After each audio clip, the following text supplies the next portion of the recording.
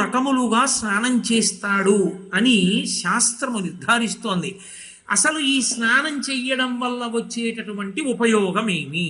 స్నానం చెయ్యండి, స్నానం చేయండి, స్నానం చేయండి అంటే కేవలం ఏదో ఒళ్ళు రుద్దుకుని సబ్బెట్టుకుని స్నానం చేయడం కోసం కాదు స్నానం చెప్పింది శాస్త్రం.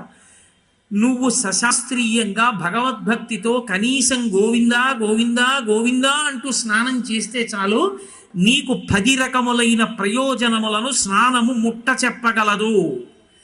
అంత గొప్ప అనుగ్రహాన్ని ఇవ్వగలిగినది కాబట్టి దానికి స్నానం అని పిలిచారు. ఏవి ఆ 10 అంటే గుణాదశం స్నానపరో, 10 గుణములు కలుగుతాయి స్నానం చేసినటువంటి వాడివి. అందులో సాధు రూపో, మొట్టమొదటిది ఏది అంటే ఎప్పుడూ నియతిగా స్నానం చేసేటటువంటి వాడి యొక్క శరీరమునందు తేజస్సు పెరుగుతుంటుంది. అందుకే తేజో సంరక్షణము దేనితో చేసుకుంటారు అంటే స్నానంతో. శివమహాపురాణంలో ఒకనకొకప్పుడు శుక్రాచార్యుల వారి మీద కోపం వచ్చింది శివుడికి. కోపం వచ్చి ఆయన్ని తీసి నోట్లో పడేసుకుని మింగేశాడు. మింగేస్తే ఆయన కడుపులో కూర్చున్నాడు. శుక్రాచార్యుల వారు కూర్చుని పరమశివ వైభవాన్నంతటినీ చూసి లోపల కూర్చుని స్తోత్రం చేశాడు. శివమహాపురాణంలో ఉంటుంది, అత్యద్భుతం. అందులో కీర్తించాడు, నదులకు నీటికి ఇంత శక్తి ఎక్కడి నుంచి వచ్చిందో, భవా అని శివుణ్ణి ఎందుకు పిలుస్తారో, శివానుగ్రహంగా నీరు అంత గొప్పది ఎందుకయిందో స్తోత్రం చేశాడు. సంజీవనం సమస్తస్య జగత సలిలాత్మిక భవ ఇత్యుచ్యతే మూర్తిర్భవస్య పరమాత్మన అంటుంది లింగపురాణం. అసలు ఈ లోకమంతా బ్రతుకుతోందంటే నీళ్ల వల్లే. అసలు స్పృహ కోల్పోయిన వాడికి స్పృహ వచ్చేది కూడా మళ్ళీ నీళ్లు తెలితేనే. అంత శక్తి నీటి యందు శివస్వరూపంగా ఉంది అన్నారు. అటువంటి నీటికి సాధురూపాన్ని ఇచ్చేటటువంటి లక్షణం ఉన్నది. ఎవరు నియమంగా స్నానం చేస్తూ ఉంటాడో అటువంటి వాళ్ళు చూడగానే ఆయన నల్లగా ఉన్నాడా, ఆయన తెల్లగా ఉన్నాడా పక్కన పెట్టేయండి, నియమంగా స్నానం చేసిన వాడిని చూడగానే మీ మనసు ఉద్వేగాన్ని కోల్పోయి శాంతి పొందుతుంది. అది మొదటి లక్షణం ప్రకాశిస్తుంది అవతల వారిలో. మీరు చూడండి, కంచి కామకోటి పీఠాధిపత్యం వహించినటువంటి ప్రాతస్మరణీయులు చంద్రశేఖరేంద్ర సరస్వతి మహాస్వామి గారు ఉండేవారు. ఆయన కడుపు వెనకాతల ఉండేటటువంటి వెన్నుపాముకి తగులుతుండేది, ఇలా లోపలికి పోయింది. కళ్ళు గుంతల్లా అయిపోయాయి, ఒక కన్ను గాజు కన్నులా ఉండేది. ఒక కళ్ళజోడు పెట్టుకుని ఆయన ఇలా నిలబడితే ఉరప్పంజరంలో ఎముకలు మీరు 1, 2, 3, 4 అని లెక్కెట్టచ్చు. అలా ఎముకలు కనపడుతుండేవి. సన్నగా ఉండేవారు. 90 సంవత్సరాలు దాటిపోయి బట్ట కూడా జారిపోతూ సత్యదండం పట్టుకుని కమండలం పట్టుకుని ఆయన నడిచి వెడుతుంటే పసిపిల్లల దగ్గర నుంచి వృద్ధుల వరకు ఆయన వంక ఇలా చూస్తే ప్రయత్నం లేకుండా ఇలా చేతులు పెట్టేవారు. ఆయన సన్యాసాశ్రమ ధర్మానికి కట్టుబడి 94వ ఏట రిక్షాబండిని ఆసరా తీసుకుని నడిచి వెడుతుంటే అది ధర్మానుష్ఠానం అంటే. బట్ట మార్చుకుంటే ధర్మం కాదు, అనుష్ఠిస్తే ధర్మం. రిక్షా పట్టుకు నడుస్తుంటే ద్రవిడ దేశంలో బస్సులు ఆప్ చేసి చెప్పులు ఇప్పి వచ్చి జనం రోడ్డుకి 2 పక్కల పడుకుని ఉండేవారు. మధ్యలోంచి ఆయన వెళ్ళేవారు. ఆయన వంక చూస్తే చాలు మనసు సంతోషాన్ని పొందుతుంది. ఒక్కటే కారణం, స్నానం ఎలా చెయ్యాలో అలాగే చేసిన మహాపురుషుడు ఆయనే. దండ విన్యాసం అంటే దండ విన్యాసం. ఆయన స్నానం ఒక్కటే ఆయన ఫోటోలు కొన్ని 100 ఉన్నాయి. అంత గొప్ప స్నానం చేసేవారు. అటువంటి మహానుభావుడు కాబట్టి సాధో రూపంచ, ఎవరు స్నానాన్ని నియమంగా చేస్తాడో వాణ్ణి చూడగానే అవతల వారిలో ఉద్వేగములు ఉపశమిస్తాయి. చూడగానే నమస్కారం చెయ్యాలనిపిస్తుంది, ఒక్కసారి మాట్లాడాలనిపిస్తుంది. ఆయన 4 రోజులు ఉండి వెళ్ళిపోయాడు అనుకోండి, ఆ ఇల్లు శాంతి స్థానం, ఆ ఇంట శాంతి కలుగుతుంది. కారణం ఏమిటో తెలుసా? ఆయన నియమమైన స్నానం. కాబట్టి సాధో రూపంచ తేజో బలశ్చ శౌచం, అపారమైనటువంటి తేజస్సు ఉద్భవిస్తుంది సక్రమమైన స్నానము వలన. బలం, ప్రతిరోజు నియమంగా చక్కగా స్నానం చేసేటటువంటి వాడి శరీరంలో ఉన్న నాడీమలం బాగా పనిచేస్తుంది, రోగనిరోధక శక్తి పెరుగుతుంది. అసలు ఇలా మంచు పడేటప్పటికీ అంతే పడిగం పట్టేస్తుంది. అలా కాదు, బ్రహ్మముహూర్తంలో రోజు వెళ్ళి నదిలో స్నానం చేసి నది ఒడ్డులో కూర్చుని సహస్రగాయత్రి చేసి వచ్చే వాళ్ళని చూడండి మీరు. వాళ్ళు ఎంత వయస్సున్నా వెళ్ళిపోయి స్నానం చేసి కూర్చుంటారు. నేను ఇప్పుడే ఎన్నో ఊళ్ళు తిరుగుతుంటాను కాబట్టి చూస్తూ ఉంటాను. నాకు ఆశ్చర్యం వేస్తుంది. వాళ్ళు అంత తెల్లవారుజామున లేచి నూతి దగ్గరికి వెళ్ళి స్నానం చేసేసి నూతి గట్టును కూర్చుని వాడు అర్ఘ్యం ఇచ్చేసి అక్కడే ఏ మారేడు చెట్టు కిందో ఏ గోవు దగ్గర కూర్చుని సంధ్యావందనం చేసేసి లోపలికి వస్తాడు. ఏమంటే చలిగా ఉంది కదా అంటే, చలి ఏమిటి, చలి ఎక్కడా అంటాడు. ఏ ఋతువు ఆయనకు అడ్డు రాదు. కాబట్టి ఆ తేజస్సు, దానితో పాటుగా బలం, శౌచం. శౌచం అన్న మాటకు అర్థం ఏమిటో తెలుసా? అంతఃకరణము పరిశుద్ధముగా ఉండడం. పైకి శరీరం శుభ్రంగా ఉండడం కాదు. శరీరం శుభ్రంగా ఉంటే ఎవడకు కావాలి? మనసు మలినమైపోతే గురుగుచుందురు జుత్తు కొన్ని వందల సార్లు దాని పాపమేమో కానరాదు, అఖిల పాపములకు నిలయమైన మనసు కొరగడేమి మానవుండు అన్నాడు ఎవడో ఆధునిక కవి. అలా భ్రమన్ సర్వతీర్థేషు స్నాత్వా స్నాత్వా పునః పునః నిర్మలన్న మనోయావత్ తావత్ సర్వం నిరర్ధకం అన్నాడు వ్యాసుడు. ఎక్కడ స్నానం చేస్తే ఎవడకు కావాలి? ఇన్ని గుళ్ళ కడితే ఎవడకు కావాలి? మనసు నిర్మలం అవునప్పుడు. మనసు నైర్మల్యమును పొంది ఎలా ప్రతిస్పందించాలో అలా ప్రతిస్పందించే గుణాన్ని పొందితే అది శౌచం. ఆయన నిలబెట్టుకున్నాడు శౌచాన్ని అంటారు. శౌచాన్ని నిలబెట్టుకున్నాడు అన్న మాటకు అర్థం ఏంటో తెలుసా? ఇక్కడ ఒక బంగారు కంకణం కనబడింది అనుకోండి, అబ్బా అనిపించకపోవడం, అయ్యో పాపం ఎవరిది జారిపోయిందో అని వెంటనే లేచి నిలబడి, అయా ఎవరిదో బంగారు కంకణం పడిపోయింది అని ఆయన వచ్చి తీసుకుంటే పొంగిపోయాడు అనుకోండి, శౌచం. అది శౌచం. అందుకే రామకృష్ణ పరమహంస ఒక మాట చెప్తుంటారు, ఒక భార్య భర్త ఇద్దరు రోజు రాత్రి కూడా బలుక్కున్నారా, ఏమి సంసారం లేదు అన్నారు. అని లేదు మన ఇద్దరం తీర్థయాత్రకు వెళ్ళిపోదాం, ఇల్లు విడిచిపెట్టేద్దాం అన్నారు. తాళం తీసేశారు, మీకు అందరికి కావలసినవి తీసేసుకోండి అన్నారు. అన్నీ వదిలిపెట్టేశారు, ఇద్దరు వెళ్ళిపోతున్నారు. ఇద్దరు నడిచి వెళ్ళిపోతుంటే ఓ బంగారు గొలుసు ఒకటి కనపడింది. అకస్మాత్తుగా ఆగిపోయాడు భర్త. భార్య కొంచెం ముందుకెళ్ళి ఆగింది, ఏమంటే రావట్లేదే అంది. భర్త అనుకున్నాడు దీనికి గొలుసులు అంటే ఇష్టం, ఇప్పుడు ఈ బంగారు గొలుసు తీసుకుని మెళ్ళో వేసుకుంటానంటుందేమో, ఇంత బయలుదేరింది పాడైపోతుందని కాలి మట్టితో గొలుసు కప్పేస్తున్నాడు. ఆవిడంది రండి వెడదామంది. వచ్చేస్తున్నాడు, నువ్వు నడు అన్నాడు. ఆవిడంది అక్కడే నిలబడి, అన్నీ వదిలిపెట్టి బయలుదేరిపోయిన తర్వాత కూడా ఇంకా మీకు బంగారు గొలుసు కనపడుతోందా అంటే ఎవరు అసలు నిజంగా వృద్ధిలో ఉన్నారు? ఆవిడికి కనపడుతుందని ఈయన బంగారు గొలుసు చూసి మట్టి కప్పుతున్నాడు. ఇంకా నీకు గొలుసు కనపడుతుందా అని అడిగింది ఆవిడ. అంటే ఆవిడ ఎప్పుడో వదిలేసి. అది శౌచం. అది నిలబెట్టుకోగలిగిన వాడు ఉన్నాడే, ఎక్కడ కోపం రావాలో అక్కడ ఆశీర్వచనం, ఎక్కడ కుంగిపోవాలో అక్కడ ప్రశాంతంగా ఉండగలగడం. ఎప్పుడూ తాను అలా ఉండగలిగిన స్థితి, ఉద్వేగములకు కదిలిపోని మనసుతో నిలబడగలిగిన స్థితిని శౌచమును కాపాడుకున్నాడు అంటారు. ఆ శౌచము దేని వలన కలుగుతుంది అంటే స్నానము వలన. మనసు నిగ్రహింపబడుతుంది స్నానం చేత. కాబట్టి స్నానం అంటే శౌచము నిలబడుట. అందుకే ఉద్వేగంతో ఉన్నప్పుడు ఏదైనా కోరిక కాలిస్తే వెళ్ళి తలస్నానం చేశారనుకోండి, మనసు సర్దుకుంటుంది. స్నానం అనక శక్తి ఉంది, మనసు మీద ప్రభావం చూపిస్తుందని. కాబట్టి సాధోరూపంచ తేజో బలశ్చ శౌచం ఆయుష్యమారోగ్యమలోలుపత్వం. ఆయుష్యం, ఎక్కడ స్నానం చేస్తాడో అక్కడ మనసు శాంతిగా ఉంటుంది. ఇంద్రియాలు నాడీ మండలం బాగా పనిచేస్తాయి, దాని వలన ఆరోగ్యంగా ఉంటాడు. ఆయుష్యం, దాని వలన ఆయుర్దాయం ఉంటుంది. అలోలుపత్వం, అలోలుపత్వం అంటే ఇంద్రియముల యొక్క లౌల్యము కలగదు.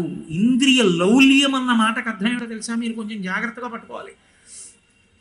మార్చి మార్చి మార్చి మార్చి వాడుకునే లక్షణం పోతుంది మనసుకి, ఇంద్రియాన్ని. మనసుకుండే లక్షణం ఏంటంటే అది అలిసిపోతూ ఉంటుంది, పట్టుకుంటూ ఉంటుంది, అలుస్తూ ఉంటుంది, పట్టుకుంటుంది. మార్చుకోవడంలో శక్తి పొందుతుంది. అది చూడండి, కాసేపు కంటితో సంతోషాన్ని పొందుతుంది. అలా చూస్తూ ఉంటాడు కాసేపు అంటాడు, అబ్బా విసుగొస్తోందండి.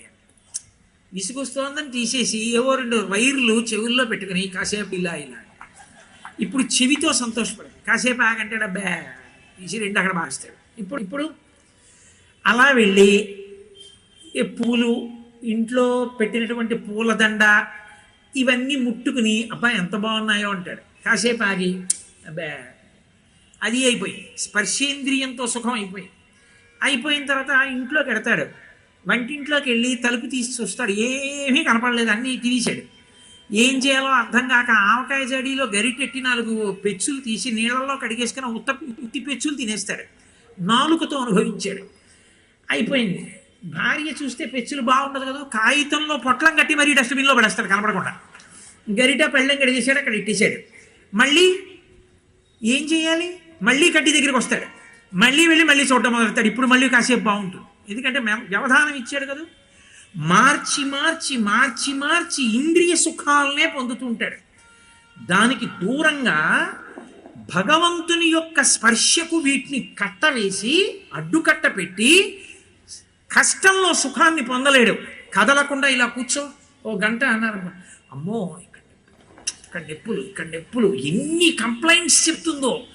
కుర్చీ మీద కూర్చోకూడదు ఏంటి, బల్ల మీద కూర్చోకూడదు ఏంటి అంటే, నోర్ మొయ్ అలా కూర్చో అని అది నెప్పిడుతోందన్న విషయాన్ని తాను మరిచిపోయాడు అనుకోండి ధ్యానంలో.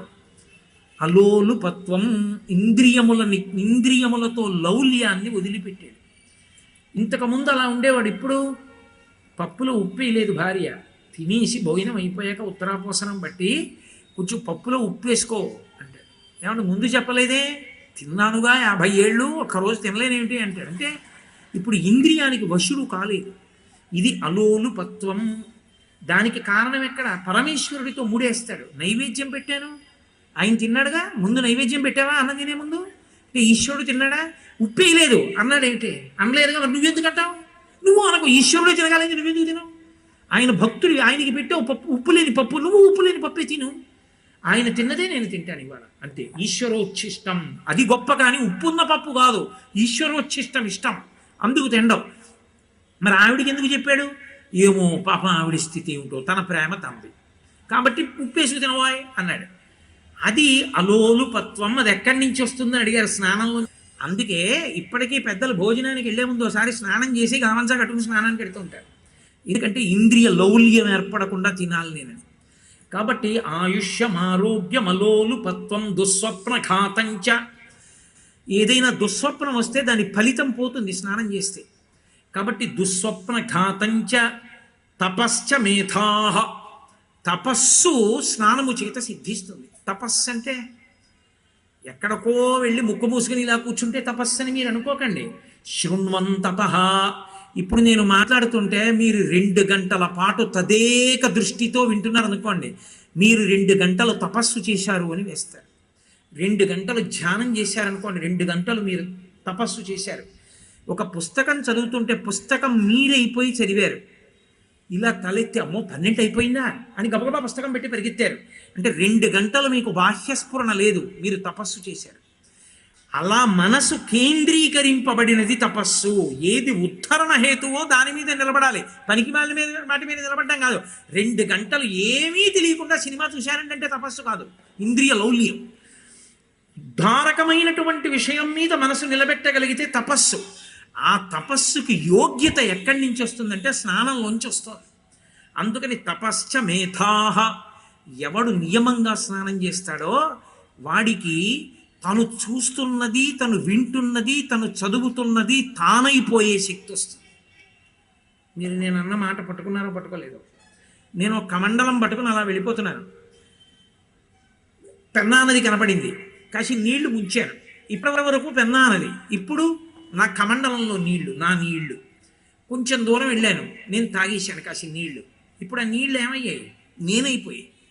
అంతకుముందు పెన్నా నది, తర్వాత కమండల జలం, తర్వాత నేను. అయిపోయిందా లేదా? మేధ అన్న మాటకు అర్థం ఏంటంటే మీరు ఏది చూస్తున్నారో అది మీరు అయిపోవాలి. మీరు ఒక దేవాలయంలోకి వెళ్ళి అలా చూశారనుకోండి, మళ్ళీ మీరు ఎప్పుడు స్మరిస్తే అప్పుడు దేవాలయం అంతా మీకు కనపడాలి. దేవాలయం మీలోకి వెళ్ళిపోయింది. మీరు పుస్తకం చదివారు, మీలోకి వెళ్ళిపోవాలి. మీరు ఒక అద్భుతమైన శిల్పాన్ని చూశారు, మీలోకి వెళ్ళిపోవాలి. మీరు ఒక మంచి ప్రసంగం విన్నారు, మీలోకి వెళ్ళిపోవాలి. మీరు చూస్తున్న దాన్ని మీరుగా మార్చేసుకోగలిగిన శక్తి ఎక్కడి నుంచి వస్తుందంటే ప్రతిబంధకాన్ని తొలగించి స్నానం వల్ల వస్తుంది. అందుకే పైకి లేపుతుంది ఆ శక్తిని. అందుకే మా చిన్నతనంలో నిద్ర లేచి కూర్చొని చదివితే ఒప్పుకునేవారు కాదు. వెన్నుపాము ఆంచడానికి వీల్లేదు, కుర్చీలో కూర్చోకూడదు, చాప వేసుకుని పుస్తకాలు పెట్టుకుని అప్పుడు పుస్తకం ఒళ్ళో పెట్టుకుని వెన్నుపాము నిటారుగా పెట్టుకుని చదవమనేవారు. స్నానం చేసిరా, స్నానం చేసి వచ్చి చదువు. స్నానం చేయకుండా దిక్వాళ్ళ చదువు మొదలెట్టకట్టకనేవారు. చల్లటి నీళ్లు స్నానం చేసేసి వచ్చి కూర్చుంటే ఆ మత్తు విరిగిపోయేది. అందుకని స్నానాన్ని చేస్తే దాని వలన ఆ మేధస్సు ఉద్దీపనం అవుతుంది. ఇన్ని శక్తులను అంటే 10 గుణములను స్నానం ఇవ్వగలదు కాబట్టి ఆ స్నానాన్ని చేసి తీరవలసినదే. ఆ స్నానము చేత మాత్రమే శౌచము కలుగుతుంది. ఇప్పుడు నేను మీతో స్నానం ఒకరోజు చెయ్యవలసినటువంటి స్నానము వలన వచ్చేటటువంటి ప్రయోజనముల గురించి మాట్లాడాను. వేదం ఎందుకు స్నానం చెయ్యమంది అన్న దాని గురించి. అయితే ఇవి ప్రతిరోజు చేసే స్నానం. ఒక సంవత్సరాన్ని ప్రమాణంగా తీసుకుంటే తప్పకుండా చెయ్యవలసినవి పంచభూత స్నానం అని ఉన్నది, అది చెయ్యాలి.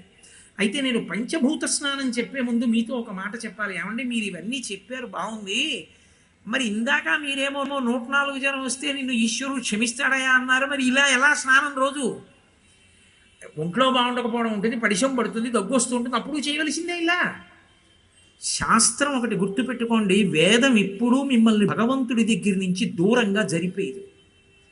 మీ మనసుని ఈశ్వరుడి దగ్గర పెట్టడానికి మీకు అవకాశం ఇస్తుంది. అరే నేను ఇవాళ తలస్నానం చేయలేకపోతున్నాను అనుకుంటే కంఠస్నానం అంటారు, ఇక్కడి నుంచి స్నానం చెయ్యొచ్చు. ఇక్కడ నుంచి కూడా చేయడాన్ని మీకు అంగీకరించదు. గుండెంతా గురగురగురగురలాడిపోతోంది, శ్లేష్మ పట్టి అనుకుంటే నడుం వరకే చేయొచ్చు. కటిపర్యంతం కూడా నేను స్నానం చేయలేనంటే కాళ్ళు కడుక్కోవచ్చు. కాళ్ళు కూడా కడుక్కోలేను, మునికిపోతున్నాను అనుకుంటే చల్లుకోవచ్చు.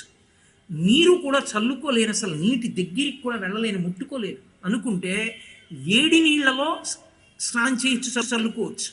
అది కూడా చెయ్యలేనంటే బట్ట తడిపి ఒళ్ళు తుడుచుకోవచ్చు. అది కూడా చెయ్యలేనంటే 3 మాటలు విభూతి చల్లుకుంటే చాలు, స్నానం అయిపోయింది. ఎప్పుడు? ఒంట్లో బాగుండనప్పుడు. అంతేకాని చాలా గొప్ప మాట చెప్పేశారు కోటేశ్వరరావు, అది మీరు నా మీద పెట్టేసి రోజు విభూతి అల్లేసుకోమని నేను చెప్పట్లేదు. శరీరము అలా ఆయా కోణములలో సహకరించకపోతే మీరు నిర్ధారించేసుకోవడం కాదు, యథార్థ కోణంలో ఆలోచించి. నిజంగా అంత 104 జ్వరం ఉందా, అంత గుండెలు గురగురలాడిపోతున్నాయా, అంత పడిశం పట్టేసిందా, నేను స్నానం చేయలేనా అన్నది ఆలోచించి చేస్తే వాడు పూజకి కూర్చోవడాన్ని శాస్త్రము తప్పు పట్టలేదు. వాడు రోగగ్రస్తుడై ఉన్నాడు, ఒక్కసారి కాసిని పాలు శివలింగం మీద పోద్దామని ఉందండి, మాస శివరాత్రి అన్నాడు. మార్గశీర్ష మాసంలో ఆర్ద్రాభిషేకం, పైగా పొయ్యాలనుంది. పాపం వాడికి 104 జ్వరం. నువ్వు స్నానం చేయలేదు పొయ్యొద్దు అనకూడదు. నువ్వు శాస్త్రం తెలుసున్నవాడవైతే విభూతి చల్లి పోయించి పంపించాలి. ఎప్పుడు? వాడు అనారోగ్యాన్ని దృష్టిలో పెట్టుకొని. వేదం మూర్ఖంగా మనిషిని ఈశ్వరుడికి దూరం చెయ్యదు. ఏ స్థితిలో ఉన్నా ఈశ్వరుడికి దగ్గర చేస్తుంది ఆచారం. నీ పరిస్థితిని దృష్టిలో పెట్టుకుని నిన్ను దగ్గర చేస్తుంది. ఇదిగో ఇప్పుడు చూడండి, నేను ఉపన్యాసం చెప్తుంటే దగ్గొచ్చింది. నా వరకు నాకు ఉపన్యాసం ఒక పూజ, ఒక ధ్యానం. నేను దగ్గితే మధ్యలో స్నానం చేసి కానీ కూర్చోకూడదు. నేను లేచెళ్ళి స్నానం చేసి వస్తే మీరు ఏం చేస్తారు? అందుకని కుడి చెవి మీద చెయ్యేసుకుంటే నేను గంగా స్నానం చేసేసినట్టే మళ్ళీ చెప్పచ్చు. అప్పుడు శాస్త్రం అంగీకరించిందా లేదా? ఇదే ఉదాహరణ. శాస్త్రం ఎప్పుడూ నిన్ను భగవంతుడికి దగ్గరగా ఉంచే ప్రయత్నం చేస్తుంది తప్ప నిన్ను ఎలాగో అలా మూర్ఖంగా జరుపుదాం అనుకోదు. నీకు చేత కాకపోతే, నువ్వు వేదం చదవకపోతే, నువ్వు శాస్త్రాలు చదువుకోకపోతే అప్పుడు నువ్వు మూఢాచారం అంటావు. నువ్వు నిజంగా చదువుకుంటే దీనికన్నా ఉదారంగా మాట్లాడగలిగిన వాడు లోకంలో లేడంటావు. కాబట్టి అంత ఔదార్యంతో మాట్లాడుతుంది శాస్త్రం. పంచభూత స్నానము అని ఒక స్నానం, అది సంవత్సరంలో ప్రతి వాళ్ళు చెయ్యాలి అని. పంచభూతములని మన శరీరంలో అవే ఉంటాయి. పిండాండము అంటారు శరీరాన్ని. ఇందులో 5 భూతములు, బ్రహ్మాండమునందు పంచభూతములు. ఈ పిండాండం బ్రహ్మాండంతో సమన్వయం అవుతూ ఉంటుంది. అదే బ్రతికున్నాడు అంటారు. బ్రతికున్నాడు అన్న మాటకు అర్థం ఏంటంటే పిండాండము బ్రహ్మాండముతో సమన్వయమవుట. దీంట్లోకి గాలి కావాలి, బ్రహ్మాండంలో గాలి ఇందులోకి పుచ్చుకుంటాడు. ఇందులో మళ్ళీ మలినమైన వాయువు వదిలేయాలి, బ్రహ్మాండంలోకి వదిలేస్తాడు. దీంట్లోకి నీళ్లు కావాలి, బ్రహ్మాండంలో నీళ్లు పిండాండంలో పోస్తాడు. ఇందులో మలినమైన నీళ్లున్నాయి, మళ్ళీ బ్రహ్మాండంలోకి వదిలేస్తాడు. దీంట్లోకి పృథివీ కావాలి, బ్రహ్మాండంలో యాపిల్ పండు పిండాండంలో పడేస్తాడు. పిండాండంలో పృథివీ మిగిలిపోయింది, బ్రహ్మాండంలోకి వదిలేస్తాడు. పృథివీ ఆపస్తేజో వాయు ఆకాశములు. బయట ఎండ ఎక్కువగా ఉంది, ఇక్కడ చల్లటి మజ్జిగ పుచ్చుకుంటాడు. బయట చల్లగా ఉంది, లోపల వేడిని శరీరం పెంచుకుంటుంది. అనండి పొగొస్తుంది, లోపల వేడిని పెంచుకుంటుంది. ఎప్పుడు ఒకే వేడి ఉండేటట్టుగా చూసుకుంటుంది. ఇందులో ఏది తగ్గిపోయినా బ్రహ్మాండ పిండాండముల సమన్వయం పోతోంది అంటే ఇక ఆ శరీరం ఉండదు, బ్రహ్మాండంలోకి వెళ్ళిపోతోందని గుర్తు. దాన్ని దిద్దగలిగిన వాడు ఒక్కడే, పరమేశ్వర స్వరూపుడైన వైద్యుడు ఒక్కడే దిద్దగలడు. ఆయనకే తెలుస్తుంది ఆ సమన్వయం ఎందుకు పోతోందో. అందుకే ప్రథమో దైవ్యోభిషకు అని రుద్రాధ్యాయం. పరమశివుడే ఈ భూమి మీద వైద్యుడిగా తిరుగుతాడు. వైద్యో నారాయణో హరిహి, శ్రీ మహావిష్ణువు వైద్యుడిగా తిరుగుతాడని. కాబట్టి ఈ బ్రహ్మాండ పిండాండ సమన్వయం జరగడమే బ్రతకడం, బ్రహ్మాండ పిండాండ సమన్వయం ఆగిపోవడమే చనిపోవడం. కాబట్టి ఈ పిండాండానికి గౌరవం ఏమిటంటే బ్రహ్మాండమునందున్న పంచభూతములలో ఇది స్నానం చేయాలి. అంటే బయట ఉన్నవి పృథివీ ఆపస్తేజో వాయు ఆకాశములు, ఇందులో ఉన్నవి పృథివీ ఆపస్తేజో వాయు ఆకాశములు. పృథివీ అంటే మట్టి, ఎంత గొప్ప స్నానాలు చేసినా ఇలా అంటే మట్టి వస్తుంది. ఆపస్ అంటే నీళ్లు, ఇందులో నీళ్లు ఉంటాయి. తేజో, ఇందులో వేడి ఉంటుంది.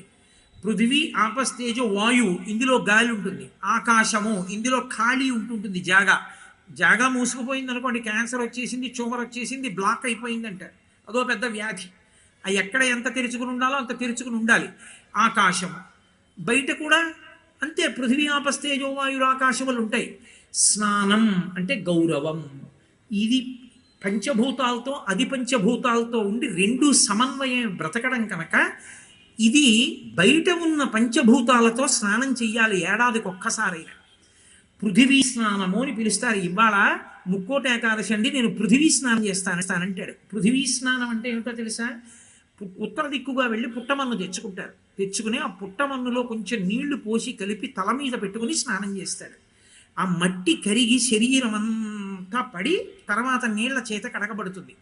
పృథివితో స్నానం చేశాడు కాబట్టి పృథివీ స్నానం. అలాగే పృథివీ ఆపస్ వారుణ స్నానము అంటారు. అంటే నీటిని తీసి శరీరం మీద పోసుకుంటాడు. అలా నీటిని పోసుకుని చేసేటటువంటి రోజు మనం చేసే స్నానం లాంటి స్నానం అది వారుణ స్నానం. అంటే పంచభూతములలో జలభూతముతో తడుపుతాడు, దీన్ని స్నానం చేశాడంటారు. ఇక పృథివీ ఆపస్ తేజో అగ్ని స్నానం, అగ్నితో స్నానం చేయించాలి. ఎలా కుదురుతుంది? అగ్ని స్నానం అంటే విభూతి స్నానం. విభూతి ఆవు పేడ తీసుకుని స్కాంద పురాణంలో చెప్తారు, శ్రీశైలంలో చేస్తారు ఇప్పటికీ. ఒక ప్రత్యేకమైనటువంటి విధి విధానంతో కొన్ని మంత్రాలతో కాలుస్తారు. కాలిస్తే ఇలా పట్టుకుంటే దూదిలా ఉంటుంది, అంత తేలికైపోతుంది. ఆ విభూతి ధారణం చేస్తారు పుండ్రం కింద. ఆ విభూతిని శరీరం మీద చల్లుకుంటాడు. ఆ విభూతిని శరీరం మీద చల్లుకుంటే ఆగ్నేయ స్నానం. అగ్ని స్నానం చేశాడని గుర్తు. అది బాగా అగ్నితప్తమై ఉంది కాబట్టి దాన్ని చల్లుకుంటే అగ్ని స్నానం.